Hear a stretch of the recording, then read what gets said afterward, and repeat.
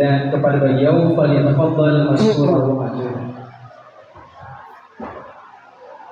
Ya, syukran barakallahu fikum kepada moderator. Insyaallah. Bismillahirrahmanirrahim. Assalamualaikum warahmatullahi wabarakatuh. Alhamdulillahi rabbil alamin. Hamdan katsiran thayyiban mubarakan fi kama yuhibbu rabbuna wa yarda. Asyhadu an la ilaha illallah wahdahu la syarikalah wa asyhadu anna Muhammadan abduhu wa rasuluh. Allahumma shalli wa sallim ala nabiyyina wa habibina wa qudwatina Muhammadin sallallahu alaihi wasallam wa ala alihi wa ashabihi wa man tabi'ahum bi ihsanin ila yaumiddin. Adik-adik sekalian yang dimuliakan oleh Allah Subhanahu wa taala, sungguh hal yang sangat patut untuk kita panjatkan puji dan syukur kita kepada Allah Subhanahu wa taala, karena di pagi menjelang siang ini Allah dengan izinnya, dengan bimbingannya, dengan taufiknya menempatkan kita sekaligus menakdirkan kita untuk berada di salah satu tempat yang mulia, tempat yang Allah bangga-banggakan. Nama-nama kita disebut di hadapan para malaikat, dan yang menyebutnya adalah Allah. Lihatlah hambaku si fulan. Bahkan dalam riwayat yang lain Allah bertanya kepada malaikatnya, apa yang dilakukan oleh hambaku? Kita semua ini ya dipertanyakan oleh Allah Subhanahu wa taala kepada malaikat, apa yang dilakukan oleh hambaku ya? Hambaku ini dan seterusnya ya. Maka malaikat kemudian menjawab, ya, mereka sedang berada dalam majelis ilmu. Mereka sedang berada dalam majelis untuk mempelajari agamamu. Kemudian Allah mengatakan apa yang diinginkan oleh mereka. Malaikat mengatakan mereka menginginkan ampunanmu. Mereka menginginkan rahmatmu. Maka Allah pun mengatakan, sungguh aku telah mengampuni mereka semua. Masya Allah ya. Hal yang sekali lagi sangat patut untuk kita syukuri. Kita berada di tempat yang mulia, tempat yang dengannya Allah merahmati kita, tempat yang dengannya Allah mengampuni dosa-dosa kita. Dan inilah yang menjadi penyebab mengapa orang-orang beriman itu senantiasa rindu dengan majelis-majelis ilmu, karena dia berharap dosa-dosanya diampuni oleh Allah Subhanahu wa taala. Dia mengharapkan rahmat Allah Subhanahu wa taala. Salawat dan juga salam tidak lupa kita kirimkan kepada Nabi kita Muhammad sallallahu alaihi wasallam. Nabi yang kita jadikan sebagai idola, panutan, qudwah. Karena tidak ada idola yang lebih baik, tidak ada idola yang terbaik kecuali Nabi kita Muhammad sallallahu alaihi wasallam. Beliau adalah qudwah terbaik, manusia terbaik, kekasih Allah, manusia yang paling pertama masuk surga nanti. Beliaulah qudwah kita, panutan kita, yang telah menunjukkan kepada kepada kita jalan-jalan kebaikan, yang dengannya insya Allah kita menjadi hamba-hamba yang selamat di dunia sampai di akhirat kelak. Adik-adik sekalian yang dimuliakan oleh Allah Subhanahu wa taala, materi yang akan kita sampaikan di pagi yang berbahagia ini adalah Amazing Ramadan, Amazing You. Ramadan luar biasa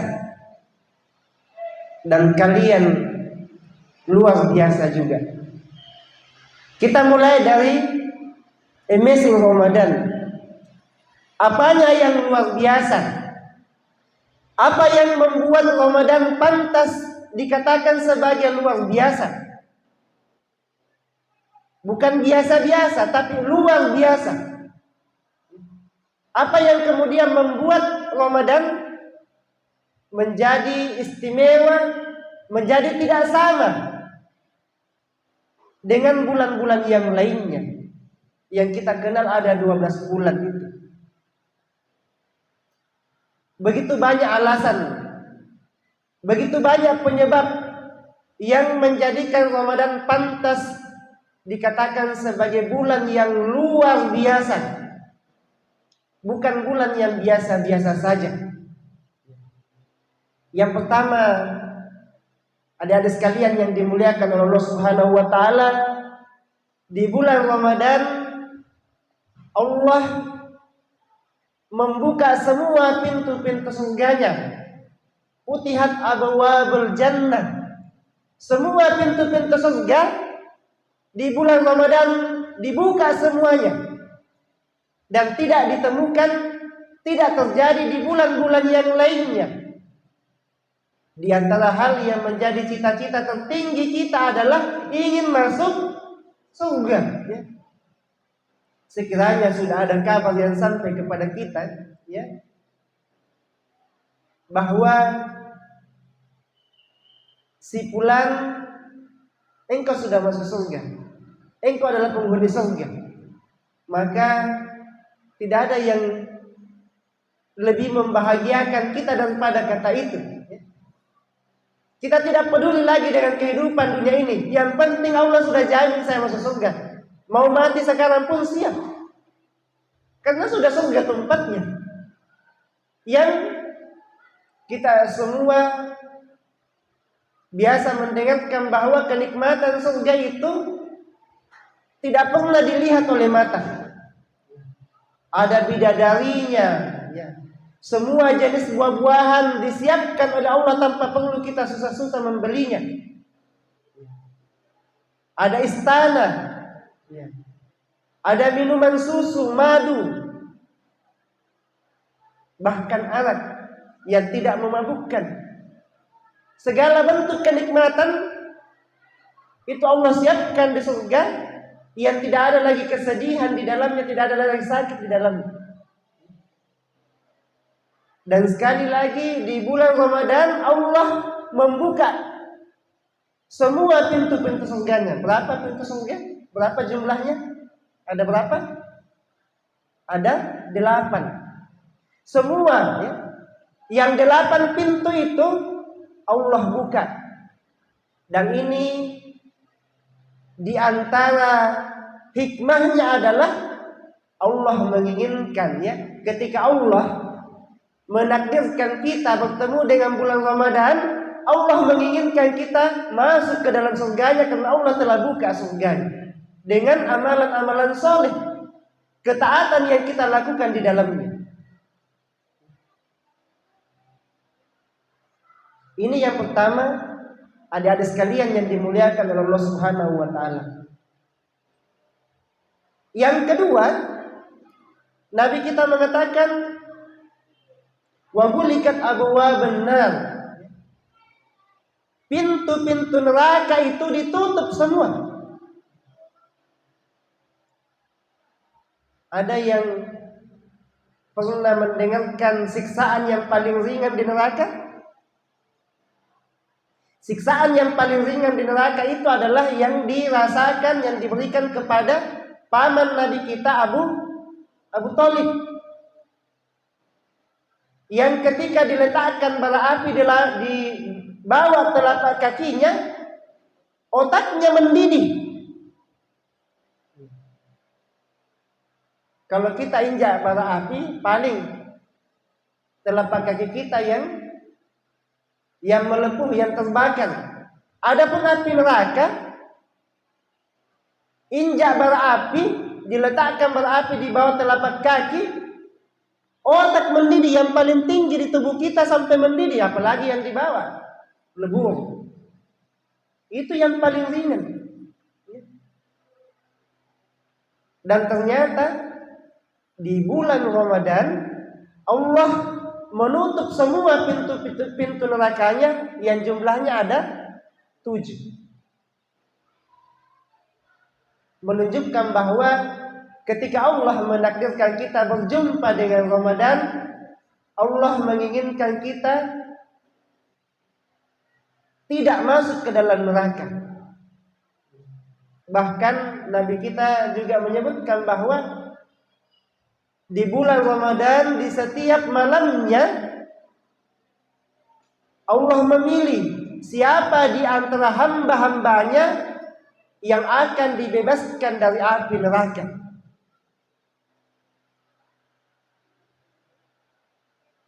Sama tadi ya, sekiranya sudah ada kabar pasti dari Allah bahwa kita ini bebas dari neraka, maka kita katakan mati sekarang pun kami siap. Karena sudah ada jaminan. Yang paling kita takutkan adalah ketika masuk ke dalam neraka. Sebagaimana Allah katakan, Faman subsiha 'anil nar wa udkhilal jannah faqad faz. Siapa yang diselamatkan dari neraka dan dimasukkan ke dalam surga, maka sungguh dialah yang beruntung. Masya Allah.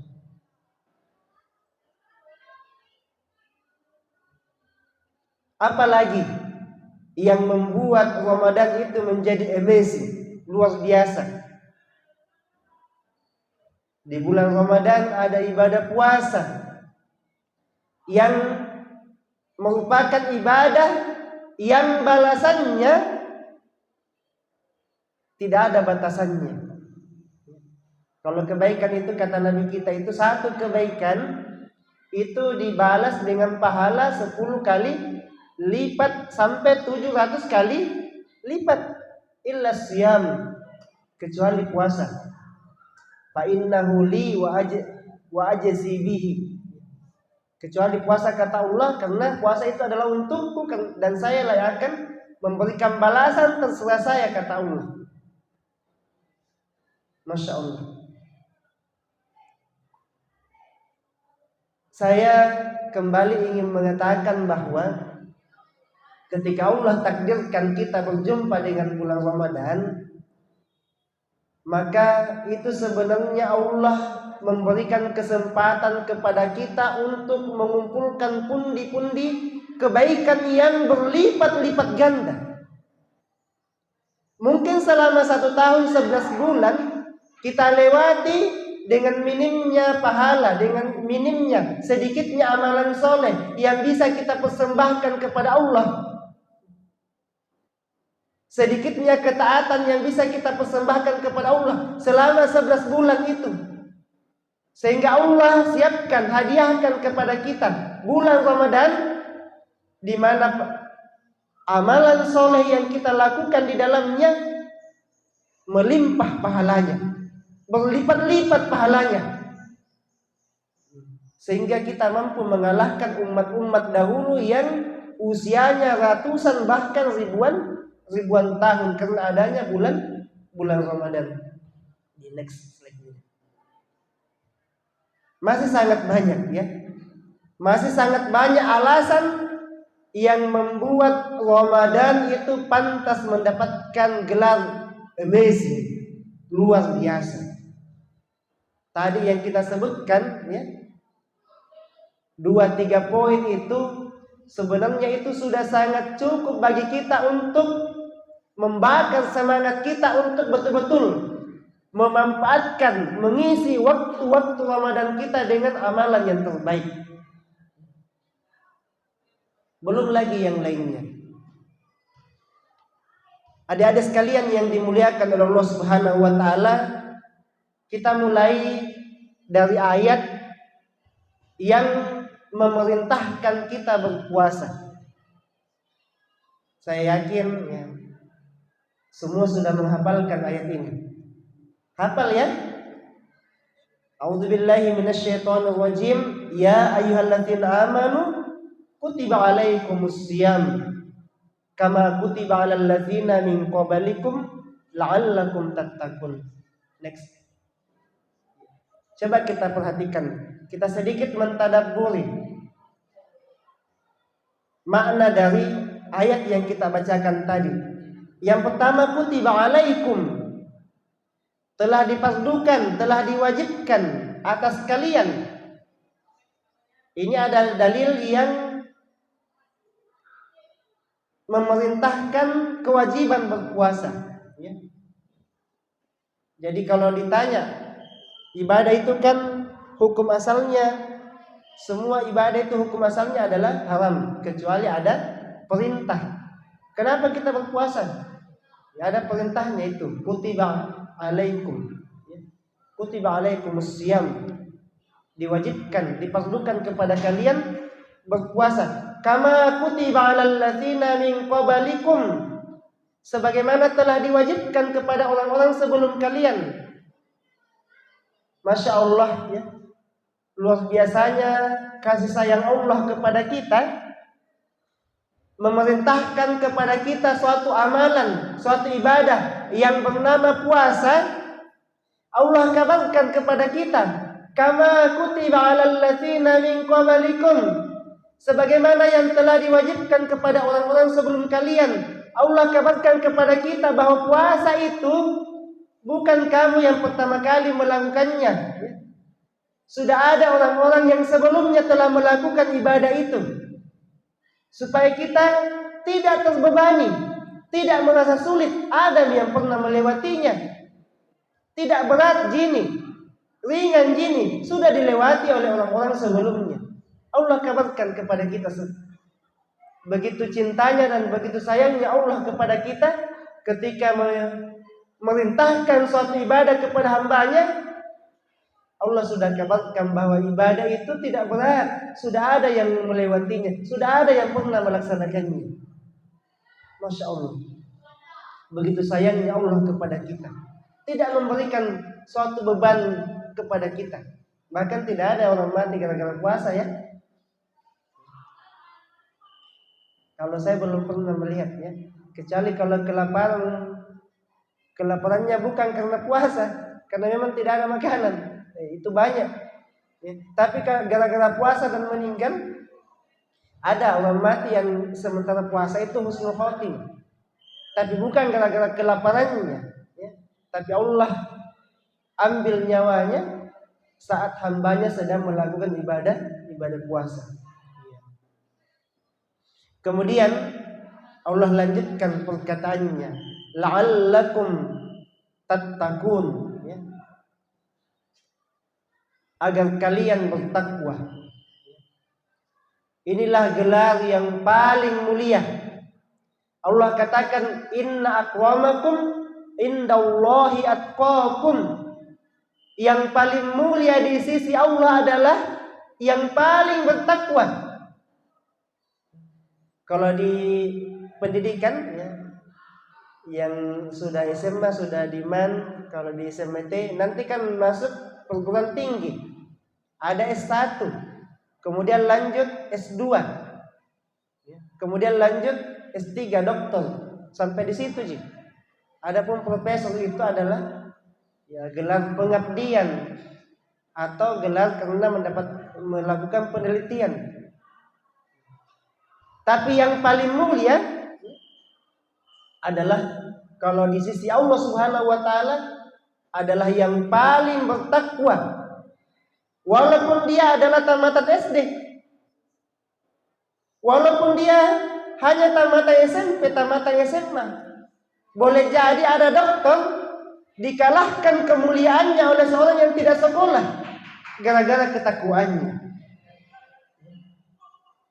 Dan kata-kata la'allakum, ya, sebagaimana dijelaskan oleh para ulama kita bahwa ketika seseorang melaksanakan, menjalankan puasa itu dengan menjaga syarat rukunnya, menjaga dari hal-hal yang bisa membatalkannya, kata-kata la'allakum, kata ulama kita, pasti dia akan bertakwa, pasti dia akan menjadi hamba yang bertakwa. Dan ini adalah puncak kemuliaan seorang hamba di sisi Allah Subhanahu wa taala.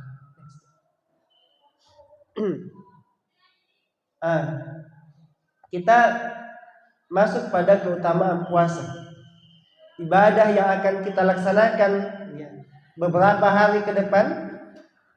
itu ternyata memiliki keutamaan yang sangat luar biasa. Coba dilihat. Yang pertama, ya, orang yang berpuasa diberikan pahala tanpa batas. Ingat ya, apa tujuan kita hidup di dunia ini? Untuk beribadah kepada Allah Subhanahu wa taala, mengumpulkan kebaikan sebanyak-banyaknya, mengumpulkan pahala sebanyak-banyaknya untuk kita bawa pulang. Dan salah satu ibadah yang pahalanya tanpa batas adalah puasa itu. Kata Nabi kita, kullu hasanatin bi asyri amsalihha illa sab'ati mi'atin difin was-shaumu li wa ana ajzi bihi. Nabi kita mengatakan setiap kebaikan dibalas dengan 10 kebaikan. Jadi satu kebaikan, tidak ada itu kebaikan yang kita lakukan, satu kebaikan yang kita lakukan balasannya satu, tidak ada begitu. Ya. Allah sangat maha pemurah. Satu kebaikan yang kita lakukan Allah balas menjadi 10, bahkan sampai 700 kali lipat. Tapi puasa tidak ada batasnya, mengalahkan yang 700 kali lipat itu. Masya Allah.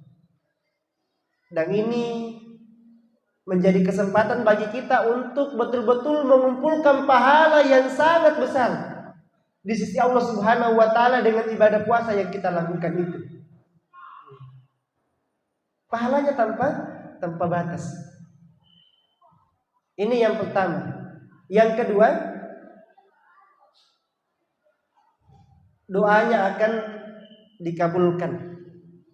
Kita ini memiliki begitu banyak kebutuhan kepada Allah, ya. Kita punya begitu banyak keinginan, bukan hanya sekedar keinginan, bahkan kebutuhan, ya. Dan diantara bentuk usaha kita untuk mendapatkan kebutuhan itu adalah senantiasa berdoa kepada Allah Subhanahu wa taala. Karena kita meyakini bahwa yang bisa mendatangkan apa yang kita butuhkan adalah Allah.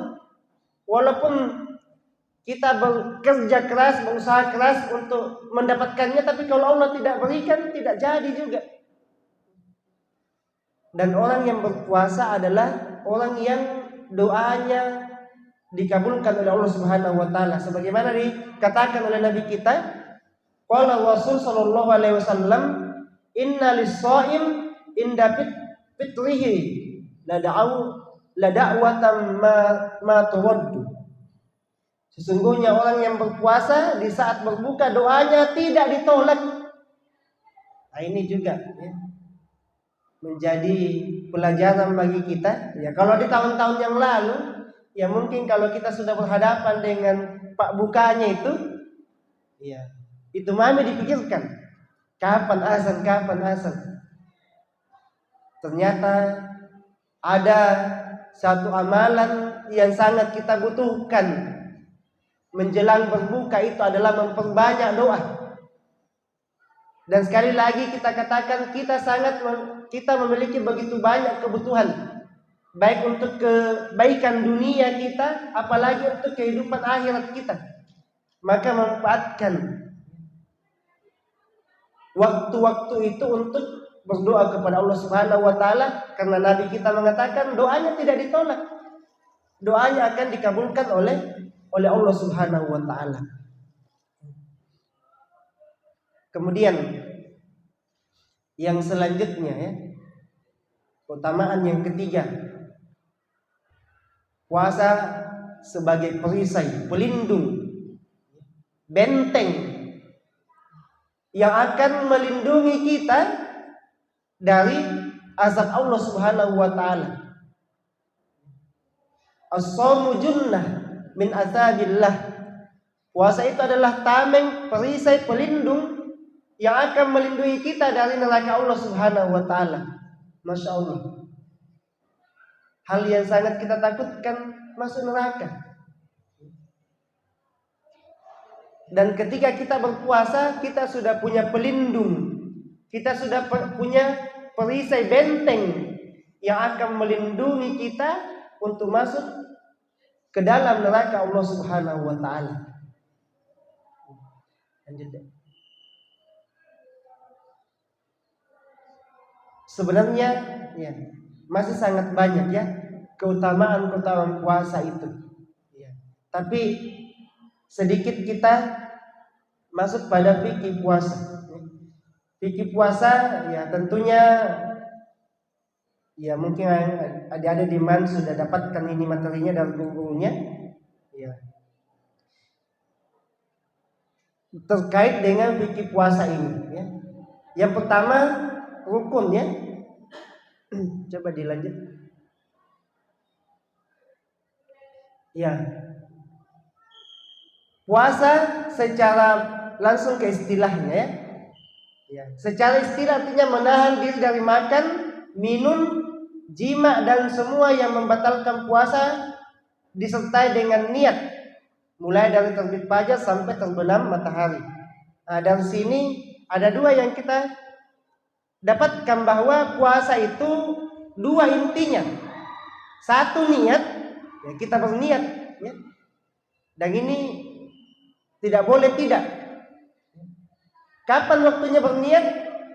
Sejak malam ketika terbenam matahari setelah buka kita sudah berniat ya. Besok saya puasa. Sampai masuknya waktu subuh itu waktu berniat ya. Bagaimana kalau misalnya takut lupa, jangan sampai saya lupa berniat ya. Maka boleh juga sejak masuk 1 Ramadan kita sudah berniat kepada Allah Subhanahu wa taala bahwa saya akan berpuasa selama 1 bulan penuh. Itu bagian dari niat ya. Nah, tidak apa-apa kita mengulanginya setiap malamnya. Kita mengulanginya setiap malamnya dan ini yang lebih utama ya. Jadi niat dulu. Kemudian yang kedua menahan dari apa-apa yang bisa membatalkan puasa kita. Makan, minum dengan sengaja. Bagaimana kalau lupa Ustaz? Karena kan kalau bagi puasa kebiasaan kita adalah makan, minum. Ya. Kalau kita lupa, tiba-tiba minum atau makan, pas sudah minum habis 1 gelas baru ingat, saya puasa. Nah, maka itu rezeki yang Allah berikan kepadamu. Ya. Puasanya tetap dilanjutkan, tidak batal, tidak batal. Makan juga begitu. Iya. Kemudian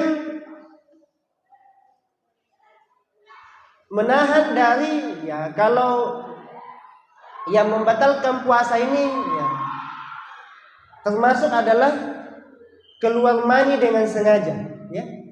Keluar mani dengan sengaja. Artinya ada yang menyebabkan mani itu keluar yang kita sadari bahkan yang kita sengaja.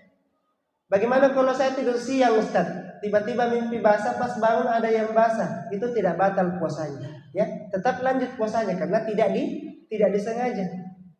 Ya. Adapun yang disengaja ini yang membatalkan puasa. Kemudian sampai jam berapa tuh? Saya persingkat ini. Iya. Termasuk muntah dengan sengaja. Bagaimana itu kalau muntah dengan sengaja? Misalnya kasih masuk jarinya ke mulutnya sampai dia tak kuat, ya, nah, itu batal puasanya. Ya. Tapi kalau misalnya muntah gara-gara naik mobil, ya, selalu memang muntah kalau naik mobil misalnya, nah, itu muntah yang tidak disengaja, nah, itu tidak membatalkan puasa. Ya.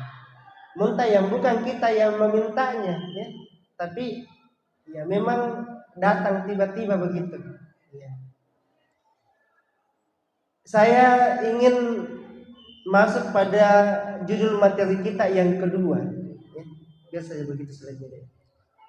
Amazing Ramadan sudah kita bahas bahwa memang Ramadan itu luar biasa, bahkan sangat luar biasa. Pertanyaannya, apakah Ramadan yang sangat luar biasa itu juga mampu menjadikan kita sebagai hamba yang luar biasa. Karena mestinya Ramadan yang luar biasa akan menjadikan orang-orang yang bertemu dengan bulan Ramadan juga menjadi luar biasa. Ini sangat panjang materinya. Nah, tentunya ini yang menjadi tekad dan semangat kita. Ramadan yang sudah sangat luar biasa itu, Masya Allah, Allah hadiahkan kepada kita, Allah takdirkan kita bertemu dengannya. Maka saya ingin juga menjadi manusia yang luar biasa. Di antara salafus soleh yang telah membuktikan Ramadan itu luar biasa dan dirinya juga luar biasa adalah kita mengenal Imam Syafi'i rahimahullah. Imam Syafi'i di bulan Ramadan beliau mengkhatamkan Al-Quran sebanyak berapa kali? 60 kali. Padahal Ramadan itu hanya 30 hari maksimalnya. Tapi ternyata beliau menamatkan, mengkhatamkan Al-Quran sebanyak 60 kali. Artinya di siangnya khatam 1 kali, malamnya juga khatam satu kali. Tidak masuk akal kayaknya, Ustaz. Sulit itu. Untuk kita saat ini memang bahkan kita katakan sangat sulit kalau kita, ya. Tapi apa yang membuat mereka dahulu, Imam Qatadah misalnya, Utsman bin Affan radhiyallahu an, mengkhatamkan Al-Quran setiap 3 hari, ada yang sampai 7 hari, ya. Begitulah ya orang-orang soleh terdahulu. Karena Allah memang betul-betul memberkahi waktunya. Dan ini yang tidak kita miliki, keberkahan waktu. Kita mungkin ya lebih banyak waktu kita yang habis dengan HP kita,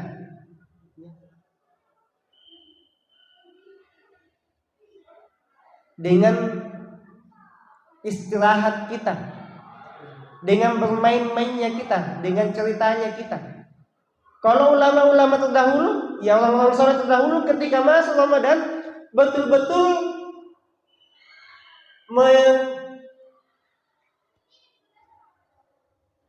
mengatakan ke dalam hatinya bahwa setiap detik dari Ramadan itu adalah sangat berharga. Jangankan 1 menit, 1 detik pun tidak akan mereka lewati kecuali ada kebaikan, ada ketaatan yang kemudian dia isi dengan waktu yang 1 detik itu.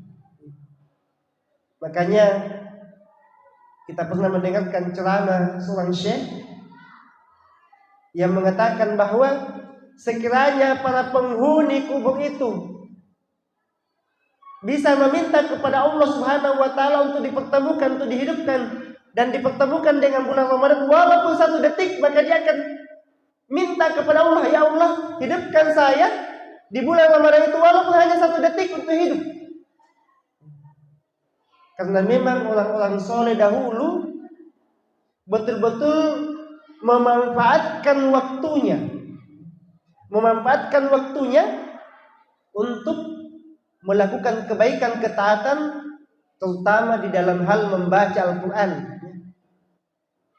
Sebagian ulama kita ketika sudah masuk bulan Ramadan lari dari membaca hadis dan menuju kepada membaca Quran.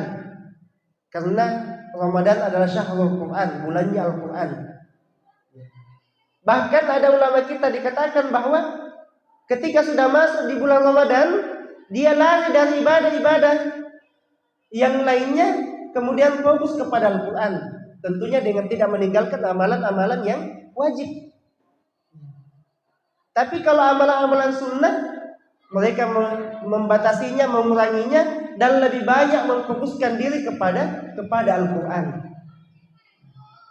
Masya Allah. Makanya tidak heran kalau ada yang sampai khatamnya 30 kali, Khatamnya 60 kali, ada yang khatam setiap 3 hari khatam.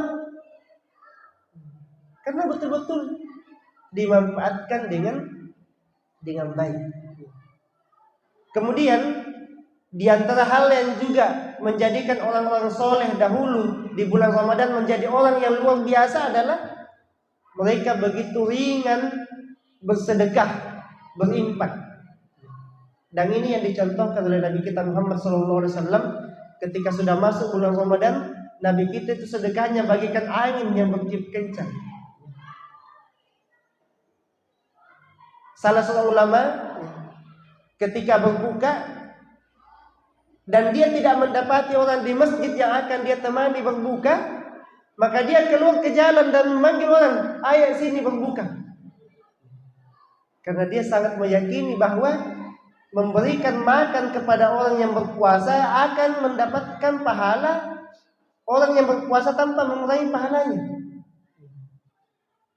Bahkan ya, ada ulama yang kebiasaannya ketika sudah ngumpul untuk berbuka, jatahnya kadang dia berikan dulu kepada orang lain yang ada di samping kiri kanannya, karena ingin mendapatkan pahala itu. Dan ini menjadi pelajaran bagi kita ya. Ada dari sekalian yang dimuliakan Allah Subhanahu wa taala, kadang ya di antara kebiasaan yang tidak mencerminkan kebiasaan orang-orang soleh dahulu adalah ya ketika sudah ada pak buka, pokoknya diri kita dulu ya, saya ini. Padahal orang soleh dahulu, masya Allah, ya, dia malah memberikan jatahnya kepada orang lain, ya. Tentunya yang dia simpan untuk dirinya yang cukup untuk bisa membatalkan puasanya, ya. Supaya dia mendapatkan pahala, masya Allah, ya. Yang harusnya saya hanya mendapatkan pahala saya sendiri yang berpuasa di hari itu, ternyata dengan memberikan buka puasa saya mendapatkan pahala 2 orang. Dan inilah sekali lagi ini yang membuat orang-orang soleh terdahulu menjadi amazing, luar biasa. Tidak menyia-nyiakan waktunya.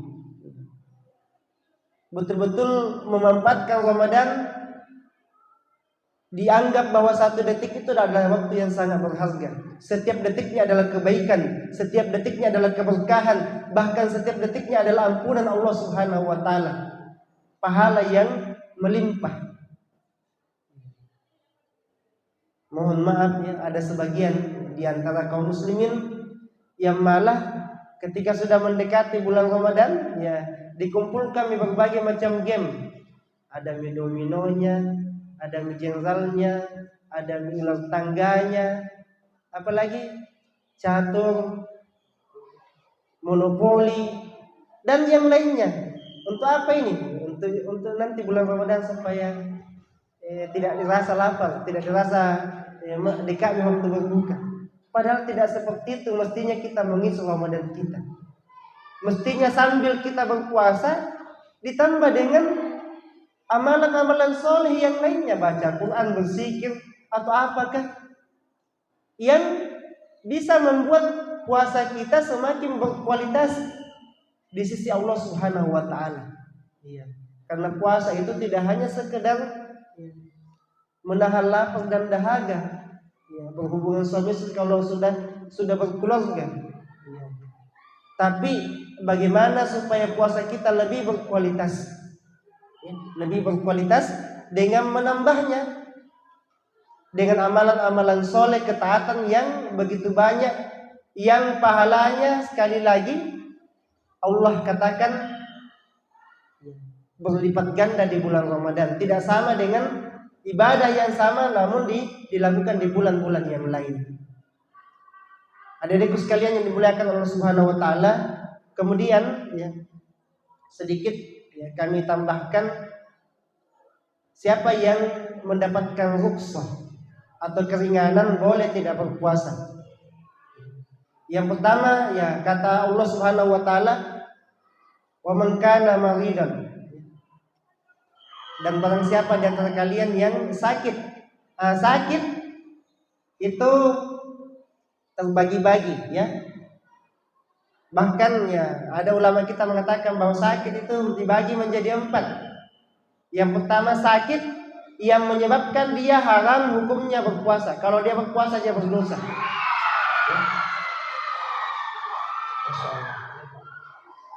Insya Allah ya, kita juga ini sebentar berada di taman-taman surga. Sakit yang pertama adalah sakit yang haram baginya berpuasa. Ketika sakitnya kalau dia berpuasa, maka akan mengakibatkan semakin parah sakitnya, bahkan bisa menyebabkan kematian. Maka dalam kondisi ini dia haram hukumnya berpuasa. Tidak boleh mengatakan biar saya mati kan mati di jalan Allah ini. Tidak, ya. Bahkan berdosa karena Allah sudah kasih keringanan. Kenapa malah memaksakan diri? Yang kedua, sakit yang dia punya pilihan. Boleh berpuasa, boleh tidak. Tapi berbuka atau tidak berpuasa lebih afdal, lebih utama baginya. Ketika sakitnya itu, kalau dia berpuasa akan semakin lama penyembuhannya. Sebenarnya mampu dipuasa, tapi kalau dia berpuasa menjadi lama sakitnya, menjadi lama sembuh, maka sebaiknya dia berbuka dan mengqada di hari yang lain. Yang ketiga, dua juga pilihannya, ya. Boleh puasa, boleh tidak, ya. Tapi dia lebih utama berpuasa kalau sakitnya tidak berpengaruh terhadap penyembuhan sakitnya, ya. Sakit memang, tapi kalau dia berpuasa, ya, tidak ada pengaruhnya, tidak bermasalah untuk penyembuhannya. Beda dengan yang tadi, maka sebaiknya dia berpuasa. Kalau yang kedua tadi sebaiknya dia berbuka, menggantinya di hari yang lain. Dan yang keempat adalah sakit yang haram baginya tidak berpuasa, artinya wajib berpuasa. Walaupun sakit, tapi sakitnya tetap mewajibkan dia berpuasa. Kalau sakitnya hanya sakit-sakit, misalnya ada lukanya di kaki sedikit, sakit ini Ustaz. Ya sakit, tapi ya, tetap tidak menghalanginya untuk berpuasa. Wajib baginya berpuasa. Sakit lututnya misalnya, kalau orang tua ya, itu adalah jenis-jenis sakit atau contoh-contoh sakit yang baginya tetap wajib berpuasa. Bagaimana dengan yang tidak berpuasa karena sakit, dia mengganti di hari yang lain. Kecuali kalau sakitnya adalah sakit yang memang sudah sulit diharapkan kesembuhannya, maka tidak mengqada, tapi cukup membayar fidyah. Kemudian golongan yang kedua, orang yang safar, orang yang dalam perjalanan. Kita ke Makassar misalnya, itu safar. Safar itu kata ulama kita jaraknya 80 km. Itu sudah dianggap safar. Entahkah berat, menyusahkan ataupun tidak menyusahkan. Apalagi kan sekarang safar itu kadang tidak menyusahkan. Ini yang membuat terjadi perbedaan pendapat ulama. Safar memang 80 km lebih, tapi tidak capek naik mobil pakai AC. Bagaimana dengan orang seperti ini? Ada 3 pendapat ulama. Imam Syafi'i mengatakan lebih afdal, lebih utama baginya berpuasa. Karena bagaimanapun kemuliaan Ramadan tidak bisa disamakan dengan bulan-bulan yang lainnya. Maka lebih afdal baginya berpuasa. Ini kata Imam Syafi'i rahimahullah. Kata Imam Ahmad bin Hanbal, lebih baik baginya, lebih afdal baginya berbuka. Karena Allah sudah kasih keringanan, rukhsah. Dan Allah sangat bergembira ketika hambanya mengambil keringanan yang Allah berikan kepadanya. Maka kata Imam Ahmad bin Hanbal, lebih afdal baginya berbuka, tidak berpuasa. Walaupun safarnya tidak sulit, tidak berat. Kata, ini pendapat yang ketiga, kata Imam Malik, tergantung, dikembalikan kepada kondisi orangnya. Kalau orangnya adalah orang yang kuat berpuasa walaupun di luar bulan Ramadan, maka boleh baginya berbuka karena dia merasa yakin bisa menggantinya di hari yang lain. Walaupun orang ramai-ramai makan, tetap dia bisa melanjutkan puasanya. Ini kondisi yang pertama. Tapi kalau kondisinya sulit mengqada, sulit mengganti, maka lebih baik dia berpuasa. Ya, karena dikhawatirkan tidak dibayar nanti kalanya, ya, tidak dikoda. Ini 3 pendapat ya, 3 pendapat ulama kita. Yang ketiga, siapa lagi yang boleh tidak berpuasa? Orang yang haid dan nifas. Ini bagi perempuan ya. Disampaikan kepada ibunya atau saudaranya, kalau haid dan nifas itu boleh tidak berpuasa. Diganti di hari yang lain. Orang yang pikun bagaimana? Tahu pikun? Alua-alua ya, kalau bahasa Jawa contohnya. Misalnya makan sahur, bangun makan sahur, sudah makan minum kopi, tapi yang diminum setengahnya. Pulang sholat subuh minum lagi setengahnya, diingatkan puasa. Oh puasa, saya kira tidak puasa. Akhirnya berhenti lagi karena sudah diingatkan. Kemudian jam 9 minta kopi lagi, kopi deh. Orang yang sudah tidak waras lagi. Maka yang seperti ini, kalau ada kakek nenek yang begitu, itu disamakan hukumnya dengan anak-anak yang belum balik. Ya.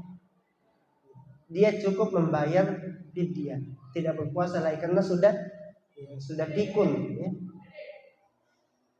Atau tanya jawab saja deh. Ya. Baik, ini masih banyak sebenarnya, tapi waktu yang membatasi kita dan mungkin ada hal-hal yang ingin ditanyakan, kita cukupkan materi kita. Intinya ya, harus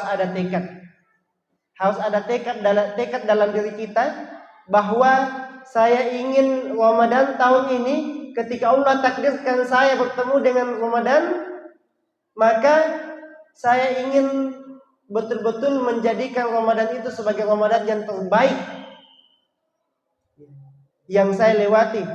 Ibadah-ibadah yang saya persembahkan kepada Allah adalah ibadah yang terbaik ya, karena kita tidak tahu, boleh jadi ini adalah Ramadan terakhir bagi kita. Dan ini adalah kesempatan sekali lagi Allah menginginkan kita masuk ke dalam surganya, bebas dari nerakanya. Bahkan ya, Allah ingin menghapus dosa-dosa kita ya. Mungkin demikian, saya kembalikan dulu kepada moderator.